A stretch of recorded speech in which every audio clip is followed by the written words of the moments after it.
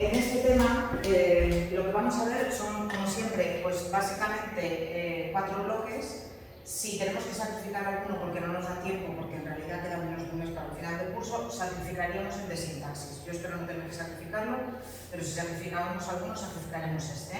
A ver, ¿qué es lo que vamos a ver? En el primer apartado vamos a hablar de los textos expositivos argumentativos. ¿Eso qué supone? Supone que vamos a hacer un repaso de lo que son los textos expositivos, que son muy facilitos. Este tipo de textos se ve ahora no sé, en segundo, pero vamos a dar un repaso porque es básicamente la Wikipedia, una entrada de la Wikipedia. Los apuntes son textos expositivos, en los que no hay opinión. Ahora repasaremos las características. Después también vamos a repasar las características de los textos argumentativos, va a ser un repaso para hacer un contraste entre los textos expositivos y los argumentativos. Y de hecho hay una actividad en la que hay 2 textos, uno que es expositivo y otro que es argumentativo, para que veáis las diferencias y para que expliquéis qué características tiene uno y qué características tiene otro. No es difícil, ¿eh? Después, como modelo de texto práctico, si en el tema anterior vimos la carta de reclamación, en este vamos a ver la instancia, que además es un tipo de texto que es un texto que está muy fosilizado, me refiero que tiene una estructura muy determinada. Aquí no hay estructura libre, aquí las instancias hay que hacerlas así, porque hay que hacerlas así, porque la administración dice que hay que hacerlas así, porque las instancias son la forma que tiene el ciudadano de comunicarse con la administración. Y la instancia la hemos incluido en este apartado de aquí porque la instancia en realidad es un texto expositivo argumentativo. La instancia tiene una parte expositiva, tus datos personales, tiene una parte que dice claramente expone, que es lo que tú expones, y luego tiene una parte expositiva, pero una parte de solicitud que se puede considerar argumentativa. Por eso es un texto particular, pero sí que tiene características de los 2 textos. Entonces, esto es lo que veremos en este apartado. No es difícil, es bastante más fácil que el ensayo. Bastante más fácil que el ensayo. Y es seguro que el día del examen va a haber un ejercicio que sea escribir una instancia. Entonces, si tenéis claro cómo se hace una instancia y redactáis bien una instancia, ya vais a tener 2,5 puntos del examen. Y eso es, esto es sota, caballo y rey. Escribir una instancia es así y ya está. No hay ni espacio para la creatividad ni para la interpretación, es lo que es. Entonces, esta es la primera parte, que es lo que vamos a ver esta semana, que es muy cortita. Después, de literatura, ¿qué es lo que vamos a ver? Vamos a ver la literatura del siglo XVII y la literatura del siglo XVIII. La literatura del siglo XVII es la literatura del barroco. Estamos terminando con el siglo de oro, porque el siglo de oro ocupaba los siglos XVI y XVII, el siglo XVI, que es el del Renacimiento, y el siglo XVII, que es el del barroco. Entonces vamos a hablar de qué es lo que ocurre en el barroco, y dentro del barroco vamos a ver 2 géneros. Vamos a ver la lírica, es decir, la poesía, y vamos a ver el teatro, que va a ser un género que va a tener grandísima importancia durante el siglo XVII. A continuación, ¿qué vamos a ver? Vamos a hablar de la literatura del neoclasicismo, que es la literatura del siglo XVIII. Y si la literatura de los siglos del siglo de oro, es decir, la literatura de los siglos XVI y XVII es una literatura muy rica, muy importante, bueno, hasta tal punto que se considera que es la época de máximo esplendor de la literatura española, en el siglo XVIII va a ocurrir lo contrario. La literatura del siglo XVIII va a ser una literatura muy basada en reglas, muy basada en razón, muy basada en que lo importante es que la literatura enseñe, no que conmueva, sino que sea una literatura que instruya, y por tanto eso se va a alejar de los gustos de la gente que quiere leer. En realidad, a los que nos gusta leer, lo que buscamos en la literatura es que nos conmueva, que nos digan algo que nos llegue, no que nos enseñen. Luego, muchas veces, a través de la literatura aprendes de forma indirecta. Uno lee una novela como Siri, por ejemplo, y al final de allí aprende pues, cómo era la vida en la frontera de la península ibérica durante la época en que todavía buena parte de la península estaba ocupada por los musulmanes. Pero tú lo aprendes de forma indirecta, pero lo que te interesa de Siri son los personajes, cómo evolucionan, qué les pasa, cómo sufren, cómo te identificas con ellos. Y eso lo pierde la literatura del neoclasicismo, que es la literatura del siglo XVIII. Le vamos a dedicar algo de tiempo a la obra más destacada de la literatura del siglo XVIII, que sí que es una obra que tiene cosas muy interesantes, que es El sí de las niñas, una obra de teatro de Leandro Fernández de Moratín. Y eso es lo que vamos a ver de la literatura en el siglo XVIII. Respecto de la sintaxis, lo que vamos a ver es lo que nos queda de la oración. Si en el primer tema vimos, si en el primer tema vimos los grupos de palabras, en el segundo tema vimos el sujeto, ¿qué nos queda por ver ahora? El predicado. Y nos queda por ver no los tipos de predicado, que también los vimos en el tema 2, y el predicado nominal, verbal, transitivo y transitivo, sino que lo que vamos a ver ahora son los complementos que nos encontramos dentro del predicado. El complemento directo, el indirecto, el circunstancial, el atributo. Si tengo que sacrificar algo, sacrificaré por aquí, pero intentaré no sacrificar, porque luego en cuarto se ve la oración compuesta, y si no tenéis puesta la base de la oración simple, luego ya en cuarto viene el desastre. Entonces intentaré que lo veamos. Yo lo tengo programado para que lo veamos, luego ya veremos. Y después de ortografía voy a aprovechar la separación de palabras a final de renglón, como si yo llegara al final de línea, como separo, para hacer un repaso de algo que veo que no ha quedado nada claro, que es el diptongo, el triptongo y el hiato. Entonces, eso me va a servir de excusa para hacer un repaso de lo que hemos visto de las tildes, sobre todo de eso, de la tilde, el diptongo, triptongo y hiato. Como siempre, el modelo de examen es el último punto y empezamos entonces ya con los textos expositivos y los textos argumentativos, para ver la diferencia que hay entre ambos tipos de texto y para luego llegar a la instancia. Bueno, ¿qué es un texto expositivo? Como he dicho, el texto expositivo, ahora lo voy a pasar muy rápido porque en realidad el texto expositivo se ve en segundo.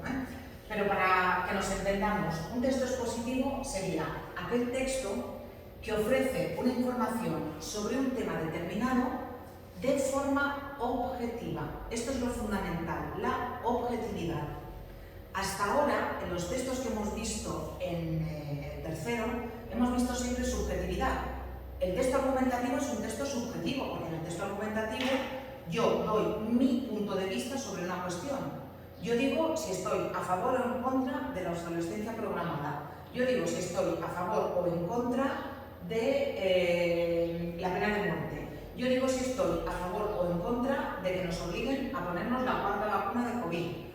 Yo digo si estoy a favor o en contra de que los niños tengan un teléfono móvil a partir de los 10 años. Estoy dando mi opinión, mi subjetividad. En el caso de los ensayos, ya vimos que una de las características fundamentales del ensayo es la subjetividad, que el autor constantemente o la autora se incluye en el texto porque yo opino, porque a mí me pasa, porque yo tal, e incluso incluye al lector, porque usted, o porque tú, o porque cualquiera, o porque todos.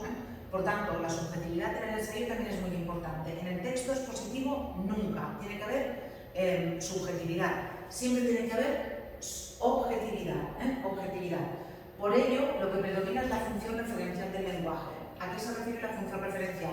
A la que dice las cosas tal como son, sin opinión. Si yo digo, por ejemplo, la mesa es rectangular, eso es función referencial del lenguaje, porque ahí no hay opinión. Si yo dijera, por ejemplo, la mesa me gusta, ahí ya no habría función referencial del lenguaje, porque ya estoy dando mi opinión. La función referencial incide en la idea de las cosas tal como son, sin que haya opinión. El texto expositivo, por supuesto, puede ser oral o escrito, pero en ambos casos el lenguaje que se utiliza es formal. Pues imagínate, por ejemplo, que yo voy a una exposición sobre, yo qué sé, el nuevo sistema de enseñanza con el cambio este que va a haber ahora. Que yo voy a una escuela y resulta que el director o la directora de la escuela convoca a los padres para explicar cómo va a ser a partir de ese momento la enseñanza. En ese caso, el director o la directora lo que va a hacer es un texto expositivo, oral, lo va a transmitir de forma oral. Seguramente sin subjetividad. Si lo hace bien, tiene que ser un texto objetivo, no va a dar su opinión. Otra cosa es que a lo mejor luego cuando los padres le pregunten qué le parece, dé su opinión, pero en teoría lo va a hacer de forma objetiva, no de forma subjetiva. Por eso, los textos expositivos pueden ser de dos tipos. El texto expositivo puede ser divulgativo o especializado. ¿Qué diferencia hay? El texto expositivo divulgativo es el texto expositivo que va dirigido a un público general, que no está formado en ese tema en concreto y que, por tanto, puede entenderlo de forma global. Lo que yo he dicho, en la exposición que haga el director en el colegio para los padres. La va a intentar explicar con unas palabras que todos los padres entiendan. Pero el texto sobre el mismo tema, el texto puede ser especializado cuando el texto va dirigido a un receptor iniciado en el tema que trata. En el caso anterior, en lugar de tener un director y unos padres, tenemos un congreso sobre los nuevos modelos de enseñanza. Y en ese congreso lo que hay son pedagogos, técnicos del Ministerio de Educación, técnicos de la Consellería, yo qué sé, profesores universitarios de Finlandia. Allí las conferencias que se den van a ser conferencias especializadas. ¿Por qué? Pues porque van a ser conferencias que solamente van a poder entender las personas que ya están iniciadas en el tema. Esa es la diferencia. Otro ejemplo, cuando yo voy al médico. Cuando yo voy al médico, el médico me explica lo que yo tengo y el médico me puede decir, por ejemplo, que lo que yo tengo me puede provocar cefaleas o me puede decir, te puede provocar dolores de cabeza. Si el médico me dice que me va a provocar dolores de cabeza, está utilizando un tipo de lenguaje divulgativo, y si el médico me dice que me va a producir cefaleas, lo que me está diciendo es, y sobre todo si yo no lo entiendo, me lo está diciendo utilizando un lenguaje especializado. Si ese mismo médico, en lugar de explicármelo a mí, se va a un congreso médico y en el congreso médico, delante de sus colegas, explica que la vacuna contra el COVID da cefaleas, lo va a explicar de una manera que probablemente yo no voy a poder entender. Esa es la diferencia entre un texto divulgativo y un texto especializado. La diferencia no es el tema. Cualquier tema puede ser tratado de forma divulgativa o de forma especializada. La diferencia es el nivel de dificultad y sobre todo el público al que va dirigido. Incluso una cuestión como por ejemplo las redes sociales se puede tratar de forma divulgativa, explicar qué son las redes sociales, cuáles son los tipos de redes sociales que hay, o puede ser especializada. Si por ejemplo resulta que yo soy una diseñadora de contenidos para redes sociales y yo explico cómo hay que hacerlo para posicionar mi noticia en la parte alta de Facebook o de Instagram en lugar de la parte baja, y que utilizo yo estas cosas, como se llaman los algoritmos y cosas de estas, voy a utilizar un lenguaje especializado y mi texto expositivo va a ser especializado. Por tanto, que quede claro que lo que hace que el texto sea divulgativo o especializado no es el tema, sino es el grado de dificultad que va ligado al público al que va dirigido ese tipo de texto. ¿Cuáles son las características de los textos expositivos? Repito, un texto expositivo sería, por ejemplo, un entrada de la Wikipedia. Si yo voy a la Wikipedia, a las enciclopedias, antes eran en papel, ahora son online, si yo voy a la Wikipedia, lo que me voy a encontrar es un texto que va a ser un texto expositivo. ¿Por qué? Bueno, pues porque va a utilizar la tercera persona verbal. Va a redactar siempre en tercera persona. Va a utilizar un léxico denotativo. Denotativo vuelve a ser otra forma de decir un léxico objetivo. No va a haber adjetivos como, imagínate por ejemplo que tú entras en la página de la Wikipedia de Lope de Vega. Vamos a hacer la práctica. Entramos en la página Lope de Vega, poeta, y entro en la página de la Wikipedia de Lope de Vega. ¿Qué me encuentro? Por ejemplo,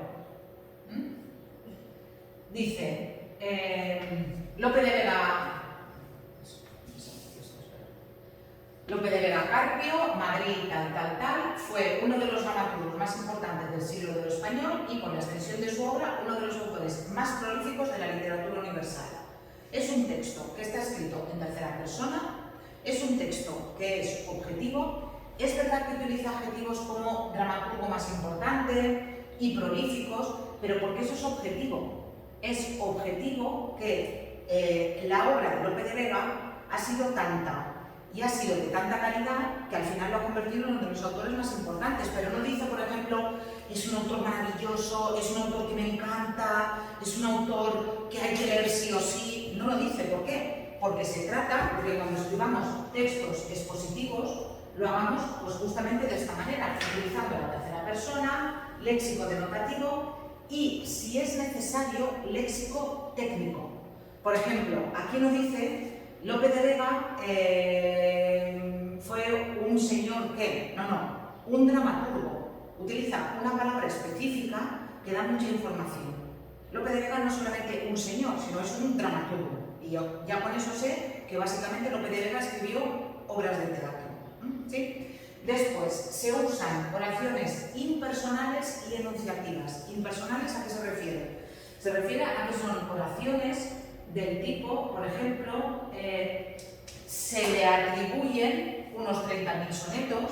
Aquí no es yo le atribuyo, sino se le atribuyen. Este tipo de oraciones son impersonales y, además de que se utilizan oraciones impersonales, se utilizan oraciones enunciativas. ¿Qué significa? Que en los textos expositivos no hay oraciones ni interrogativas ni exclamativas. De hecho, los apuntes, lo que tenéis aquí, esto es un texto expositivo. Es un texto expositivo. Se usan frases claras y ordenadas, a menudo con ejemplos, diagramas, imágenes de apoyo, muchas veces también, como tenéis aquí en los apuntes, con viñetas, a veces con puntitos, para ordenar justamente la información. Se utiliza a veces el presente con valor intemporal. A veces se dice, por ejemplo, yo que sé, Cristóbal Colón llega a América en el año 1492. Eso es usar el presente con valor intemporal, pero eso es muy habitual en los textos expositivos. Hipotenusa al cuadrado es igual a cateto al cuadrado más cateto al cuadrado. Esa fórmula, las fórmulas matemáticas, se expresan siempre en presente y en forma atemporal. Eso que yo he dicho vale para hoy, valía hace 100 años y valdrá probablemente dentro de 1.000.000 de años, excepto que ya no existamos. A veces se utilizan recursos pero sin valor subjetivo. Ejemplos, comparaciones, definiciones, enumeraciones, y a veces también nos encontramos con descripciones objetivas. Imagínate que tú lo que tengas que escribir sea un texto expositivo sobre la célula. Es probable que expliques las partes de la célula y es probable también que describas cómo es una célula, cuál es su tamaño, si tiene patas, el color, el núcleo, lo que sea. Por tanto, a veces, no va a ser el caso de lengua castellana, donde no va a haber descripciones científicas, pero los textos científicos expositivos sí. Cuando tenemos textos expositivos, podemos tener dos tipos de estructuras.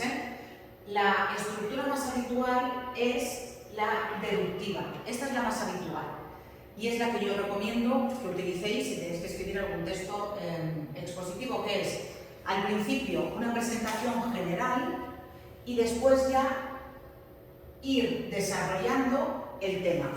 Es el caso de la Wikipedia. En la Wikipedia lo que hay es siempre una introducción general. Lope de Vega, tal, uno de los poetas dramaturgos más importantes del siglo de oro, tan más prolíficos, renovó las fórmulas del teatro español, se le atribuyen unos 3 sonetos y después ya van los diferentes apartados de la obra. Pero primero viene esta introducción general y después, a continuación, biografía, obra narrativa, obra lírica, obra épica, obra dramática, biografía,